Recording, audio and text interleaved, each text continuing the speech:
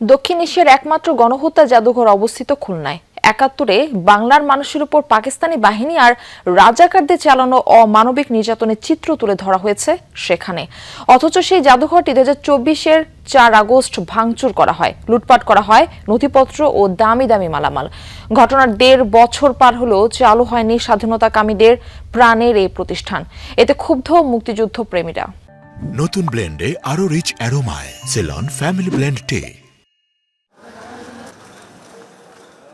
২০২৪ সালের ৪ আগস্ট, যেদিন দেশের বিভিন্ন স্থাপনার সাথে ভাঙচুর করা হয় খুলনা নগরীর ২৬ সাউথ সেন্ট্রাল রোডের এই জাদুঘরে, যেটি ১৯৭১ সালের গণহত্যা, নির্যাতন, আর্কাইভ ও জাদুঘর। নষ্ট করা হয় ভবনের অনেকটাই, গুড়িয়ে দেওয়া হয় গ্লাস সহ সামনের অংশ। ক্ষতিগ্রস্ত হয়েছে বাইরে স্থাপন করা ইতিহাসের বিভিন্ন নিদর্শন। লুট হয় ইতিহাস সম্বলিত কাগজপত্র ও স্মৃতিচিহ্ন।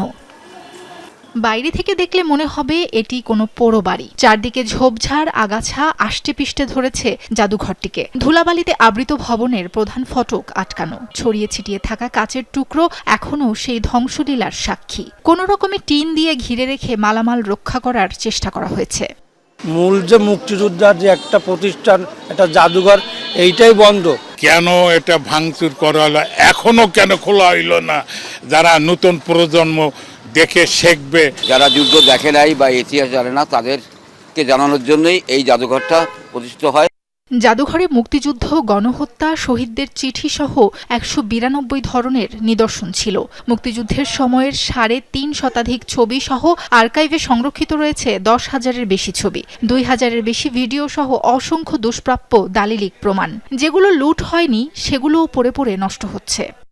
৭১কে বাদ দিয়ে, আমাদের অস্তিত্বকে বাদ দিয়ে, আমাদের এই যে দেশ, স্বাধীন সত্তা, আপনি কোথায় সেটাই তো অস্বীকার করবেন? আপনি কি সেটাকে অস্বীকার করতে চান? যদি আমি ৭১কে মুছে দিতে চাই, সে কারণে তাহলে আপনি ভেঙে দিতে পারেন। মুক্তিযোদ্ধাদের মতে গণহত্যা জাদুঘরের উপর আঘাত মানে মুক্তিযুদ্ধের উপর আঘাত। তাই দ্রুত এটি চালু করার দাবি বীর যোদ্ধাদের। এখানে এক শ্রেণীর লোক ছিল ৫ই আগস্টের পরে লুটপাট করার জন্য। দামি জিনিসপত্র থাকলে সেগুলো তারা ভেঙে চুরে নিয়ে যাবে। ওই অফিসটা বন্ধ ছিল, ওই অফিসে কোনো প্রতিরক্ষা ব্যবস্থা ছিল না।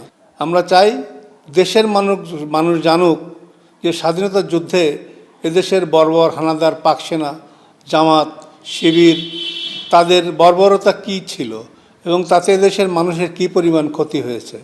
প্রশাসন বলছে দেশের অন্যতম এই সম্পদের সংরক্ষণ ও পুনরায় জাদুঘর চালুর উদ্যোগ নেওয়া হয়েছে।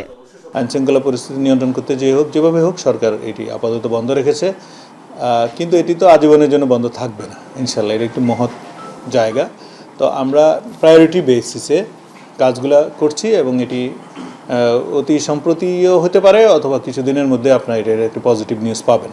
২০১৪ সালের ১৭ মে শহরের একটি ভাড়া বাড়িতে যাত্রা শুরু হয় জাদুঘরটির। ২০২৩ সালের নভেম্বরে নিজস্ব ৬তলা ভবনে স্থানান্তর করা হয়। এই জাদুঘরের অধীনে বদ্ধভূমিতে ৫০টি স্মৃতিফলক, ৪০ জেলার গণহত্যা জরিপ, ১২৫টি গণহত্যা নির্ঘণ্ট প্রকাশ ও ১১০০ জন গবেষককে প্রশিক্ষণ দেওয়া হয়েছে। সাবরিনা লিজা, যমুনা নিউজ।